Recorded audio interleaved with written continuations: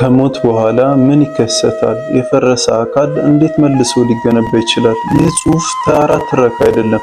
ስለ ነፍስና ስጋ መለየት፣ ስለ ዳግም ምጽአት፣ ስለ ፍርድ ቀንና ስለ ዘላለማዊ ሕይወት ምስጢራትን የሚፈታ ታላቅ መንፈሳዊ ሰነድ ነው። በኖህ መርከብ፣ በአብርሃም መስዋዕትና በተፈጥሮ ክስተቶች ውስጥ የተደበቁት የትንሣኤ ምሳሌዎች ምን እንደሆኑ ያውቃሉ? ሰላም የእግዚአብሔር ቤተሰቦች እንደምን አላችሁ? የእግዚአብሔር ጸጋና ሰላም ከሁላችንም ጋር ለዘላለሙ ይኑር። ለቻናላችን አዲስ ከሆኑ ሰብስክራይብ በማድረግ ይህ ቪዲዮ ለሌሎች እንዲደርስ ደግሞ ላይክ በማድረግ ቤተሰብ ይሁኑ። ምስጢረ ትንሣኤ ሙታን። ትንሣኤ ሙታን ማለት ተለያይተው በተለያየ ስፍራ ይኖሩ የነበሩ ነፍስና ስጋ እንደገና ተዋህዶ መነሳትና ከሞት በኋላ በነፍስና በስጋ ሕይወት ማግኘት ነው። ፍጥረታዊ ሰው ጊዜው ሲደርስ የሚሞት መሆኑን ማለትም ነፍስና ስጋ እንደሚለያዩ በተለያየ ስፍራ እንደሚኖሩ ቀደም ሲል ተገልጿል። ይሁን እንጂ እነዚህ የተለያዩ ስጋና ነፍስ በመጨረሻው ዘመን ተዋህደው በማይፈርስና በማይበሰብስ ስጋ እንደሚነሱ የሚገልጸው የቤተ ክርስቲያን እምነትና ትምህርት ምስጢረ ትንሣኤ ሙታን ይባላል። ይህም ትምህርት ለሰው አስተሳሰብ ረቂቅ ምስጢር በመሆኑ ምስጢረ ትንሣኤ ሙታን ተብሏል። ስለ ትንሣኤ ሙታን የተነገሩ ትንቢቶች። ምስጢረ ትንሣኤ ሙታን ቀደም ብሎ በነቢያት ይታወቅ ስለነበረ ስለ ትንሣኤ ሙታን ብዙ የተነገሩ ትንቢቶች ነበሩ። ትንቢተ ኢሳይያስ 26:19 በዓለም የሚኖሩ ይወድቃሉ፣ ሙታንስ ሕያዋን ይሆናሉ፣ ሬሳዎችም ይነሳሉ በማለት ነብዩ እግዚአብሔር ኢሳይያስ ተናግረዋል። ትንቢተ ዳንኤል 12:2 በምድር ትንቢያ ውስጥ ካንቀላፉት ብዙዎች ይነቃሉ፣ እኩሌቶች ደግሞ ወደ ዘላለም ሕይወት፣ እኩሌቶቹ ደግሞ ወደ እፍረትና ወደ ዘላለም ጉስቁልና ይላል። እንዲሁም በአዲስ ኪዳን ስለ ትንሣኤ ሙታን በሰፊው ተጽፎ እናገኛለን። አንደኛ ተሰሎንቄ 4:14 ኢየሱስ እንደሞተና እንደተነሳ ካመንን እንዲሁ በኢየሱስ ያንቀላፉትን እግዚአብሔር ከእርሱ ጋር ያመጣቸዋል። ዮሐንስ 5:28 እስከ 29 በመቃብር ያሉት ሁሉ ድምፁን የሚሰሙበት ሰዓት ይመጣል። መልካም ያደረጉ ለሕይወት ትንሣኤ፣ ክፉም ያደረጉ ለፍርድ ትንሣኤ ይወጣሉ። አንደኛ ቆሮንቶስ 15:12 ክርስቶስ ከሞት እንደተነሳ የሚሰብክ ከሆነ እንዴት ከናንተ አንዳንዶቹ የሙታን ትንሣኤ የለም ይላሉ? ሙታን ከሞት የማይነሱ ከሆነ ክርስቶስ አልተነሳም፣ ካልተነሳ ደግሞ የኛ ትምህርትም የእናንተ እምነትም ከንቱ መሆኑ ነው። ቀጠል በማድረግ ስለ ክርስቶስ መነሳትም ሆነ የትንሣኤ ምስጢር ሲናገር ክርስቶስ ላንቀላፉት በኩራት ሆኖ ከሙታን ተነስቷል።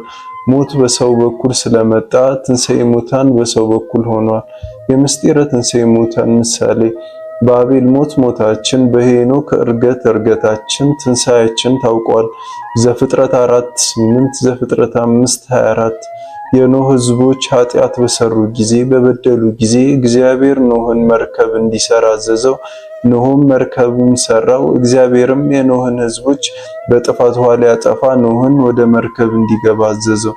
አባታችን ኖህ ወደ መርከብ መግባቱ የሙታኖችን አንድም ለመቃብራችን ምሳሌ፣ ከጥፋት ውሃ መውጣቱ የመነሳሊያችን ምሳሌ ነው። ዘፍጥረት 6:5 እስከ 24 አብርሃምና ሳራ ሙትነትና ልምላሜ አግኝተው ይስሐቅን ወልደዋል። ማርጀታቸው ለሙታችን ምሳሌ፣ ሙትነት ልምላሜ ማግኘታቸው ነፍስና ስጋ አእምሮ አግኝተው ለመነሳታቸው ምሳሌ ነው።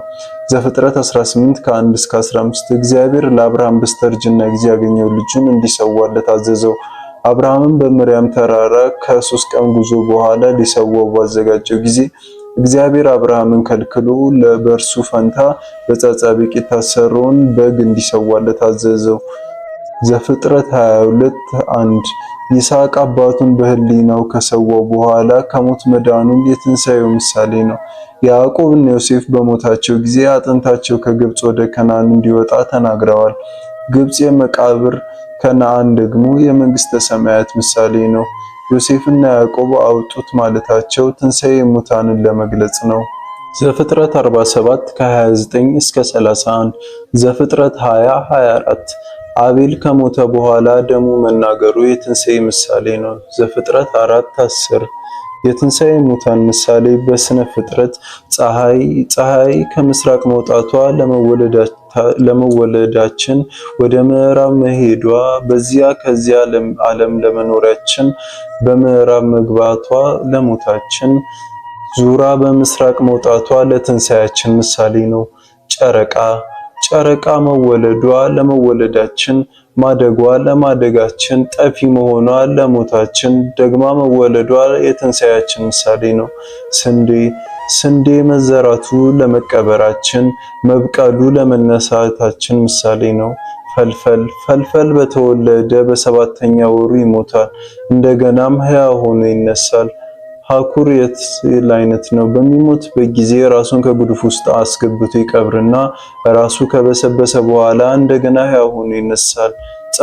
ጸጉር እየላጩት ያድጋል፣ ጥፍር እየተቆረጠ ይተካል። እንዲሁ የሰው ልጅ ይተኛል፣ መልሶ ይነሳል። ይህ ሁሉ የትንሣኤ ሙታን ምሳሌ ነው። የሙታን አነሳስ እንዴት ነው? የሙታን አነሳስ አስመልክቶ ሙታን የሚነሱት እንዴት ነው? በሚነሱበት ጊዜ የሚኖራቸው አካል ምን አይነት ነው ብሎ የሚጠይቅ ሰው ይኖር ይሆናል። ቅዱስ ጳውሎስ ሲመልስ አንተ ሟች የምትዘራው እህል ካልሞተና አፈር ውስጥ ገብቶ ካልበሰበሰ በስተቀር ሕይወት ሊኖረውና ሊበቅል አይችልም።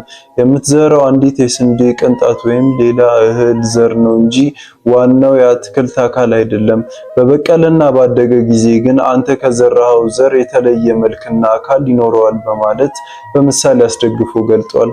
አንደኛ ቆሮንቶስ 15 ከ35 እስከ 47 የሰው ልጅ አነሳስ። በዚያም ቀን ሰማያት በታላቅ ድምፅ ያልፋሉ፣ የሰማይ ፍጥረት በትልቅ ትኩሳት ይቀልጣል፣ ምድርም በእርሷ ላይ የተደረገው ሁሉ ይቃጠላል።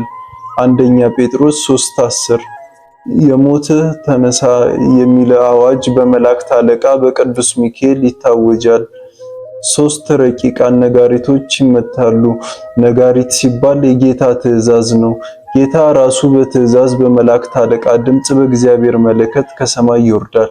አንደኛ ተሰሎንቄ 4:17 እንዳለ የመጀመሪያው ረቂቅ ነጋሪት ሲመታ አውሬ የበላው ነፋስ የበተነው ያለቀው የደቀቀው ሁሉ ራሱ በፈረሰበት ቦታ ላይ ይሰበሰባል።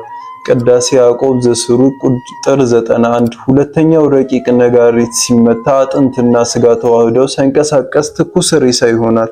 አጥንቶችና ጅማቶች ከስጋና ከደም ጋር ይያያዛሉ።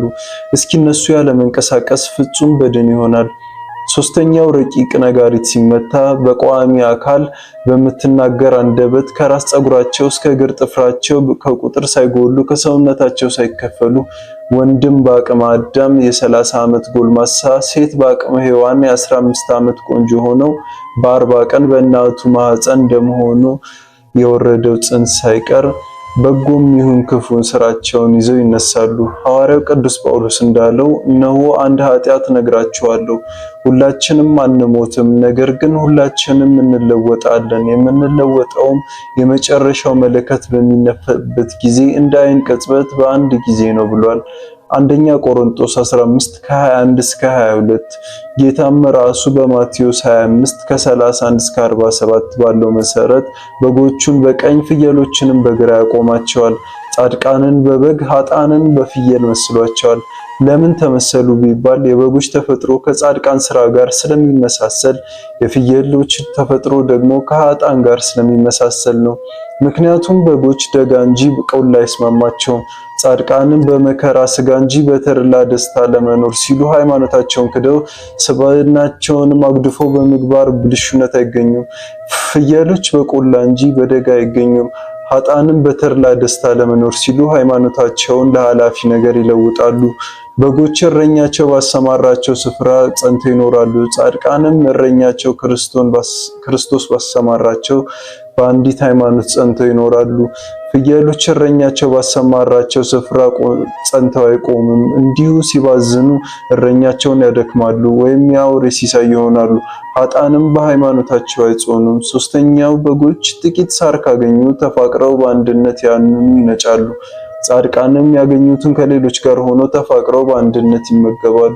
ምቀኝነትና ስስት የለባቸውም። ፍየሎች ግን የሚመገቡት ሳር ቅጠል ሞልቶ ለሁላቸውም ሲበቃ ከስስታቸው የተነሳ አንዱ ሌላውን ሲወጋ ከሌላው ጋር ሲጣላ ይታያሉ። ኃጥአንም በኑሯቸው ምንም ሳያጡ ሌላው ሲራብና ሲጠማ እያዩ ካላቸው ማካፈል ሲገባቸው እነርሱ ግን የሌላውን ሀብት በመመኘት ሲካሰሱ፣ ሲጣሉ፣ ሲመቀኙ ይገኛሉ።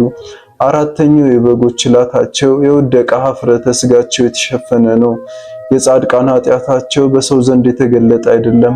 በኋላም ተሰናክለው ቢወድቁ ሌላው ሰው ሳይሰናከልባቸው የንስሐን ምርኩዝ ተመርኩዘው በፍጥረት ይነሳሉ። የፍየሎች ላታቸው የተሰቀለ ኀፍረተ ሥጋቸው የተጋለጠ ነው። ኃጥአንም እንዲሁ ናቸው። ነውራቸው አደባባይ የወጣ ኃጢአታቸው ለሰው የተገለጠ እነርሱም በዚህ የማያፍሩ ናቸው። አምስተኛው በጎች አቆልቁሎ እንጂ አሻቅበው አያዩም። ጻድቃንም ሁልጊዜ በትህትና ሕይወታቸውን ይመራሉ። ኃያላን ሲሆኑ ደካሞች፣ ባለጸጋ ሲሆኑ ነዳያን፣ ጠቢባን ሲሆኑ አላዋቂ መስለው ይታያሉ። እዩን እዩን አይሉም። ሁሉ ነገር ለእግዚአብሔር ሰጥተው ነው የሚኖሩት፣ እውያን አይደሉም። ፍየሎች ግን አሻቅበው ነው የሚያዩት፣ ሁልጊዜ አንገታቸውን እንዳሰገጉ ነው። ኃጥአንም ሁልጊዜ እዩኝ ያበዛሉ። ደካማ ሆኖ ሳለ ኃያላን መስለው መታየት ይሻሉ። ሀብት እግዚአብሔር ሆኖ ሳለ እነርሱ ግን ባገኙት ሀብት ይመካሉ፣ ይኮራሉ፣ ሌላውን ይንቃሉ። ትህትና በእነርሱ ዘንድ የበታችነት ምልክት ነው። ስድስተኛ ከበጎች መካከል አንዲቱ በአውሬ ከተነጠቀች የተቀሩት ሁሉ በርግገው ከበረታቸው ወጥተው ይሄዳሉ። በዚያውም እንደወጡ ይቀራሉ። ፊታቸውን ወደዚያ ስፍራ አይመልሱም። ጻድቃንም ሞት ከነርሱ መካከል አንዱን ድንገት ነጥቆ በወሰደው ጊዜ ነገ የነርሱ ተራ እንደሚሆን ተረድተው ከኃጢአት በረት በንስሐ ይወጣሉ። ዳግመኛም ወደ ቀደመ ግብራቸው አይመለሱም። ፍየሎች ግን ከመካከላቸው አውሬ አንዷን ሲወስድ ለጊዜው ደንብረው ይገኛሉ። ኃጥአንም ከመካከላቸው አንድ ባልንጀራቸው ድንገት ሲሞት ለጊዜው ይደነግጣሉ። በሐሳባቸውም ከኃጢአት በረት ለመውጣት ይወስናሉ። ዳሩ ግን ጥቂት ቆይተው ይዘነጉታል፣ ወደ ቀደመ ግብራቸው ይመለሳሉ። የግራና የቀኝ ምሳሌ። ጻድቃንም በቀኝ የሚቆሙት ምሳሌያቸው ስለሆነ ነው። ቀኝ ቅን ነው። ጻድቃንም ሃይማኖት ምግባር ለመስራት ቅን ናቸው። ቀኝ ፈጣን ነው። ጻድቃንም ሃይማኖት ምግባር ለመስራት ፈጣን ናቸው። ቀኝ ብርቱ ነው። ጻድቃንም ሃይማኖት ምግባር ለመስራት ብርቱ ናቸው። ኃጥአን በግራ የሚቆሙት ምሳሌያቸው ስለሆነ ነው። ግራ ጠማማ ነው። ኃጥአንም ሃይማኖት ምግባር ለመስራት የተጣመሙ ናቸው። በዚህ ሲሏቸው በዚያ ይላሉ፣ ምክንያት ያበዛሉ። ግራ ዳተኛ ነው።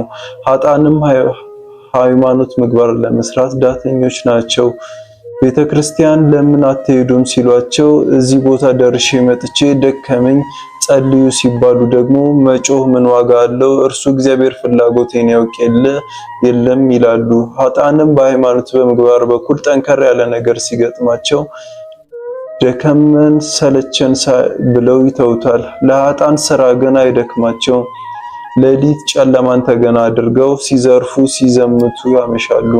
በመጽሐፍት ሕያዋንና ሙታን የተባሉ እነማን ናቸው? ጻድቃንን ሕያዋን ይላቸዋል። ምክንያቱም በዚህ ምድር ላይ በወዲያኛውም ዓለም ሕያው የሚያሰኛቸውን ሃይማኖትና ምግባር ጠብቀው ተገኝተዋል። ኃጥአንን ሙታን ይላቸዋል። ምክንያቱም በዚህ ምድር ላይ በወዲያኛውም ዓለም ሞት የሚሆንባቸውን ሥራ ሰርተዋልና። ትንሣኤ ዘለክብር፣ ትንሣኤ ለመላው የሰው ዘር ሁሉ ነው።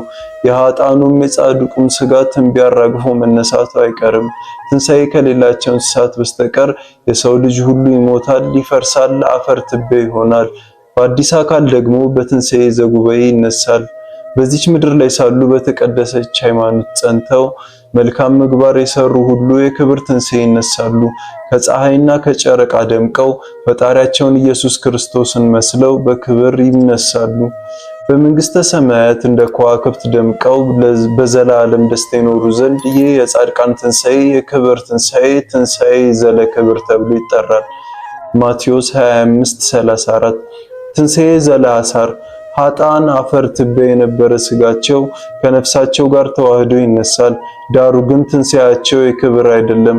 አበጋዛቸው ዲያብሎስን መስለው ተስፋቸው ጨልሞ በገሃነመ እሳት ለዘላለም ሲሰቃዩ ይኖሩ ዘንድ ይህ የኃጥአን ትንሣኤ ወደ መከራ ወደ ስቃይ የሚሄዱበት በመሆኑ ትንሣኤ ዘለሐሳር ይባላል። ማቴዎስ 25:41 ትንሣኤ ዘለ ክብር ለጻድቃን ትንሣኤ ዘለሐሳር ለኃጥአን እንደሚሆን ጌታ ሲያረጋግጥልን በመቃብር ያሉት ሁሉ ድምፁን የሚሰሙበት ቀን ይመጣል። መልካምም ያደረገ ለሕይወት ትንሣኤ ክፉም ያደረገ ለፍርድ ትንሣኤ ይወጣሉና በማለት አስተምሯልና። ዮሐንስ 5:28 የፍርድ ቀን ጥያቄዎች። ጌታችን መድኃኒታችን ኢየሱስ ክርስቶስ ስለ መጨረሻው የፍርድ ቀን ሲናገር ንጉሡን በቀኙ ያሉትን እንዲህ ይላቸዋል፣ እናንተ የአባቴ ብሩካን ኑ ዓለም ከተፈጠረበት ጊዜ ጀምሮ የተዘጋጀላችሁን መንግስት ውረሱ። ተርቤ አብልታችሁኛልና፣ ተጠምቼ አጠጥታችሁኛልና፣ እንግዳ ሆኜ ተቀብላችሁኛልና፣ ታርዤ አልብሳችሁኛልና፣ ታምሜ ጠይቃችሁኛልና፣ ታስሬ ወደ እኔ መጥታችኋልና። ጻድቃንም መልሰው ይሉታል፣ ጌታ ሆይ ተርበህ አይተንህ መቼ ያበላንህስ? ወይስ ተጠምተህ አይተን መቼ ያጠጣንህስ? እንግዳ ሆነስ አይተን መቼ ተቀበልንህ? ወይስ ታርዘህ አይተን መቼ ያለበስንህ? ወይስ ታመህ ወይስ ታስረህ አይተን መቼ ወዳንተ መጣን? ይላሉ። ንጉሡም መልሶ እውነት እላችኋለሁ ከሁሉ ከሚያንሱ ከነዚህ ወንድሞቼ ለአንዱ እንኳን ስላደረጋችሁት ለኔ ያደረጋችሁት ይላቸዋል።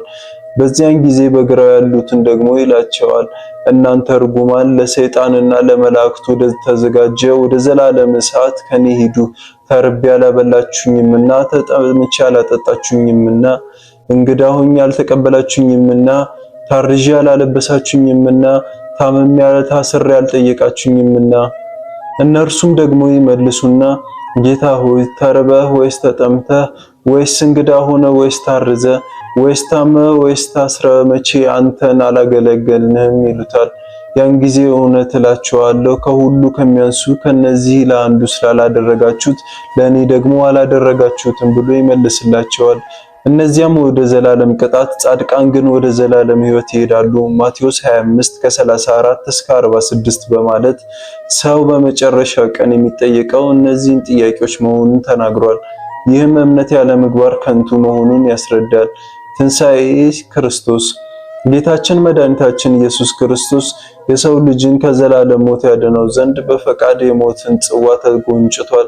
ስጋችን በመቃብር ፈርሶ በስብሶ እንዳይቀር ሙስና መቃብርን ለማጥፋት 3 መዓልትና 3 ሌሊት በመቃብር አድሯል። አንዳንድ ሰው እንዴት አርብ ተሰቅሎ ቅዳሜ ለእሑድ አጥቢያ ተነስቶ እንዴት 3 ቀን 3 ሌሊት ሊቆጠር ይችላል ቢሉ እንደ ዕብራውያን አቆጣጠር ሌሊት የሚቆጠረው በዋዜማው ካለው 12 ሰዓት ጀምሮ ነው። ከ12 ሰዓት በፊት ያሉት ሰዓቶች ግን አንድ ሰዓትም ቢሆን እንደ አንድ መዓልትና ሌሊት ይቆጠራሉ። ጌታ የተቀበረው አርብ ከ12 ሰዓት በፊት ነው። ይህንንም ያረጋገጠልን የመጀመሪያው ቀንም ነበር፣ ሰንበትም ሊጀምር ነው የሚለው አነጋገር ነው። ሉቃስ 23:54 ሰንበተ አይሁድ ቅዳሜ የሚገባው ከአርብ 12 ሰዓት ጀምሮ ነው። እስከ 12 ሰዓት ያለው የመጀመሪያው ቀን ይባላል። እንግዲህ ጌታ ወደ መቃብር የወረደው አርብ ዕለት 12 ሰዓት ከመግባቱ በፊት ስለሆነ የተቀበረበት ሰዓት የአርብን መዓልትና ሌሊት ጠቅልሎ ይዛል። አርብ ከሰርክ 12 ሰዓት ጀምሮ እስከ ቅዳሜ 12 ሰዓት ከሰርክ በኋላ ድረስ ያለው የቅዳሜ መዓልትና ሌሊት ያለችው እንደ አንድ ሙሉ ቀን ይቆጠራል። በአጭሩ አገላለጽ እንመልከት። አርብ ከ12 ሰዓት በፊት ያለችው ጌታ የተቀበረችበት ሰዓት ከፊቱ ያለው ቀንና ሌሊት ሰዓት ስቦ እንደ አንድ ሙሉ ቀን ትቆጠራለች። አንድ መዓልት አንድ ሌሊት ቅዳሜ። አርብ ከሰርክ 12 ሰዓት እስከ ቅዳሜ 12 ሰዓት ያለው አንድ መዓልት አንድ ሌሊት። እሁድ ከቅዳሜ 12 ሰዓት ከጌታ እስከተነሳባት የእሁድ አጥቢያ ሌሊት እንደ አንድ መዓልት እንደ አንድ ሌሊት ይቆጠራል፣ መዓልቱንም ይስበዋልና። 3 መዓልትና 3 ሌሊት በከርሰ መቃብር አደረ የሚለው ከላይ በተገለጸው አቆጣጠር መሰረት ነው። ስለ ኢየሱስ ክርስቶስ ትንሣኤ ምሳሌ በመጽሐፍ ቅዱስ በተለያየ መልኩ ተገልጿል። ሕያውን ከሙታን መካከል ስለምን ትፈልጉታላችሁ? ተነስቷል እንጂ በዚህ የለም። ሉቃስ 24:3 ማርቆስ 16:6 ማቴዎስ 28:5 ሉቃስ 24 ከ24 እስከ 46 ሉቃስ 24 ከ36 እስከ 43 ትንሣኤ ሙታን ወይንም ዳግም ምጽአት የሚሆነው መቼ ነው? በኋለኛው ዘመን ጌታችን መድኃኒታችን ኢየሱስ ክርስቶስ ተመልሶ ለፍርድ በሚመጣበት ጊዜ በዚያን ጊዜ የሞቱት ሰዎች ሁሉ ይነሳሉ። በዕለተ ዕርገቱ ጌታ ከደቀ መዛሙርቱ ተለይቶ ከፍ ከፍ እያለ ወደ ሰማይ ሲወጣ ሐዋርያት በተመስጦ ዓይናቸውን ወደ ሰማይ ሰቅለው ይመለከቱ ነበር። ብሩህ ደመና መጥቶ ተቀበለው። ይህም የባህሪ ክብሩ ነው። ከዓይናቸውም እየራቀ አረገ። ነጫጭ ልብስ የለበሱ 2 መላእክት ተገልጠው ሰማይ ሰማይ እያያችሁ ከዚህ ለምን ትቆማላችሁ? ይህ ከዓይናቸው እየራቀ ያረገው ኢየሱስ ዳግም በግልጥ ይመጣል ብለው ዳግም ምጽአቱን ነገሯቸው። ዮሐንስ ወንጌላዊውም እነሆ ከደመና ጋር ይመጣል፣ ዓይንም ሁሉ የወጉትም ሁሉ ያዩታል በማለት የጌታን ዳግም ምጽአት አረጋግጧል። የሐዋርያት ሥራ 1:11፣ ራእይ ዮሐንስ 1:7 አመጣጡን በሥጋ ማርያም በክበበ ትስብእት በመሆኑ ልበ አምላክ ዳዊት እንዲህ በማለት ገልጿል። ከክብሩ ውበት ከጽዮን እግዚአብሔር ግልጥ ሆኖ ይመጣል። መዝሙር 49:2 ሐዋርያው ቅዱስ ጳውሎስ ጌታችን ኢየሱስ ክርስቶስ ከቅዱሳኑ ሁሉ ጋር ይመጣል በማለት ተናግሯል። ትክክለኛ የመጣበት ቀን ግን ማንም ፍጡር አያውቅም። ስለዚያች ቀንና ስለዚያች ሰዓት ግን ከአባት ብቻ በቀር የሰማይ መላእክት እንኳን ቢሆኑ ልጅም ቢሆን የሚያውቅ የለም ተብሎ በጌታ እንደተገለጸ ማቴዎስ 24:36 ከአብ ከወልድ ከመንፈስ ቅዱስ በቀር የሰማይ መላእክትም ልጅም የተባለ የአዳም ዘር አያውቁትም። ይህ ይሆናል አይቀርም። ጌታም ይመጣል። የቅዱሳኑ ዋጋም እንዲሁ በከንቱ አይቀርም። የኃጥአንም የሥራቸው ደሞዝ አይነፈጋቸውም፣ ለሁሉም እንደ ሥራው ይከፈለዋል። እነሆ በቶሎ እመጣለሁ፣ ለእያንዳንዱ እንደ ሥራው መጠን እከፍለው ዘንድ ዋጋዬ ከኔ ጋር አለ። ራእይ 22 ሐዋርያው እንደተናገረ። በምስጢረ ትንሣኤ ሙታን ላይ የሚነሱ ጥያቄዎች አውሬ የበላቸው ሰዎች ወደ አውሬው ስጋነት የተለወጡ ስለሆነ በትንሣኤ ወቅት ስጋቸው ከአውሬው ስጋ ተለይቶ እንዴት ይነሳል? መልሱ አፈር እና እህል በአንድነት ተቀላቅሎ ቢዘራ አፈሩ እዚያው አፈር ሆኖ ሲቀር እህሉ ግን ይበቅላል። አውሬ የበላቸው የሰዎች ስጋ በትንሣኤ ወቅት በእግዚአብሔር ስልጣን የነርሱ ስጋ ከአውሬው ስጋ ተለይቶ ሲነሳ የአውሬው ስጋ ግን ትንሣኤ ስለሌለው እዚያው ፈርሶ ይቀራል። ሁለተኛው ዘላለማዊ ቅጣት የለም። ኃጥአን በገሃነመ እሳት ለዘላለም ቅጣት አይገጥማቸውም። ይህ ከእግዚአብሔር ባህሪ ጋር አይሄድም። በዘላለም በነፍስ በስጋ ይሞታሉ እንጂ የሚለው ነው። መልሱ እግዚአብሔር ርኅሩህ እንደሆነ ሁሉ ፈታዊ በርቱ ነው። ርኅራኄው ፈጻሚነቱ ፈራጅነቱን ርኅራኄው አያደናቅፈውም። ኃጢአት ላደረገ ከትእዛዙ ለወጣ ሁሉ የተናገረው የፍርድ ቃል በእርሱ ላይ በትክክል ይፈጸማል። እግዚአብሔር ኃጢአትን ላደረጉ መላእክት ሳይራራላቸው ወደ ገሃነም ጥሎ በጨለማ ጉድጓድ ለፍርድ ሊጠበቁ አሳልፎ ከሰጣቸው ለቀደመው ዓለም ሳይራራ ከሌሎች 7 ጋር ጽድቅን የሚሰብከውን ኖኅን አድኖ ኃጢአተኞች ዓለም ላይ የጥፋትን ውሃን ካወረደ ኃጢአትን ለሚያደርጉት ምሳሌ አድርጎ ሰዶምና ገሞራን አመድ እስኪሆኑ ድረስ አቃጥሎና ገልብጦ ከፈረደባቸው ጻድቅ ሎጥን በመካከላቸው ሲኖር ዓይኑ እያየ ጆሮ እየሰማ ዕለት ዕለት በገዳይነት ስራቸው ጻድቅ ነፍሱን አስጨንቆ ነበርና በገዳይነት ሲኖሩ የቆዩትን ያን ጻድቅ ነፍስ ጌታ እግዚአብሔርን የሚያመልኩትን ከፈተና እንዴት እንደሚያድን በደለኞችንም ይልቁንም በረከትን ምኞት የሥጋ ፍትወት እየተከተሉ የሚመላለሱትን ጌትነቱን የሚንቁትን እየቀጣቸው ለፍርድ ቀን እንዴት እንዲጠብቅ ያውቃል። ሁለተኛ ጴጥሮስ 2:4-9 ስለሆነም ጌታችን ስለ ቃሉ ተፈጻሚነት ሲያረጋግጥልን ቃሌ ከሚያልፍ ሰማይና ምድር ቢያልፍ ይቀላል። ማቴዎስ 5:18 ስለዚህ ዘላለማዊ ቅጣት በመጽሐፍ ቅዱስ የተገለጠውን እውነት አምዘግዝጎ በመጣል በራስ ሐሳብ በመደገፍ የዘላለም ቅጣት የለም ማለት ክህደት ነው። እነዚህ ጥቅሶች ስለ ዘላለማዊ ቅጣት መኖሩን በግልጽ የሚያሳዩ ናቸው። ማቴዎስ 15:41-46፣ ማቴዎስ 25:31፣ ሁለተኛ ጴጥሮስ 2 መዝሙር 9:17 ጻድቃንና ኃጥአን በስህተት ተቀላቅለው አይነሱምን? መልሱ ተቀላቅለው አይነሱም የሚል ነው። ኃጥአን ኃጢአታቸውን ይዘው ሲነሱ፣ ጻድቃን ደግሞ የጽድቅ ስጋቸውን ይዘው ነው የሚነሱት። ምሳሌ ኑግና ስንዴ በአንድነት ተቀላቅለው በአንድ መሬት ላይ ቢዘሩ ኑግ ሆኖ ይበቅላል እንጂ ስንዴ ሆኖ አይበቅልም። እንዲሁ ስንዴ ደግሞ ስንዴ ሆኖ ይበቅላል እንጂ ኑግ ሆኖ አይበቅልም።